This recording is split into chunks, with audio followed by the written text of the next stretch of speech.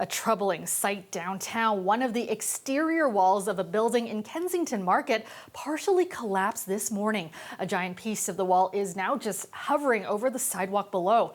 Greg Ross is live for us tonight on Dundas Street West near Augusta Avenue. And Greg, what is the latest?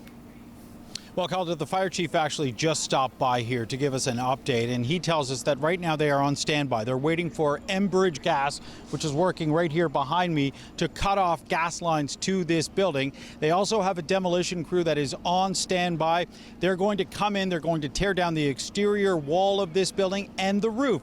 And the reason for that is we've learned that the roof is the problem here. We're told that that roof collapsed this morning, forcing the wall out. It's this charcoal colored building behind me. You can see that the exterior wall is leaning about 4 or 5 feet forward. Fire crews tell us they got a call at about 10:30 this morning when people in the area noticed that that building was starting to move.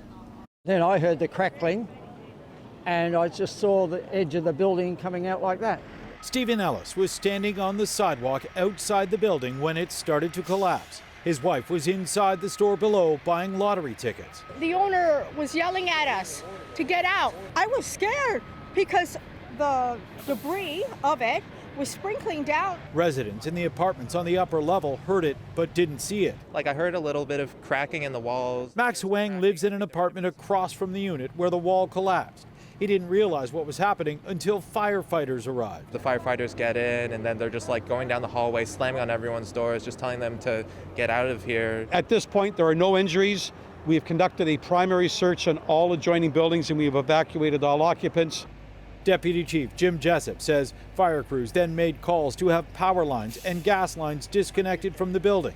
Investigators quickly learned that the extent of the damage goes well beyond the exterior wall. Our squads went up and were able to take some pictures. The roof structure is absolutely compromised. And that means tenants of this building aren't likely to get back inside anytime soon, if ever. And all of our stuff's still in there. All we got to take is a bag each.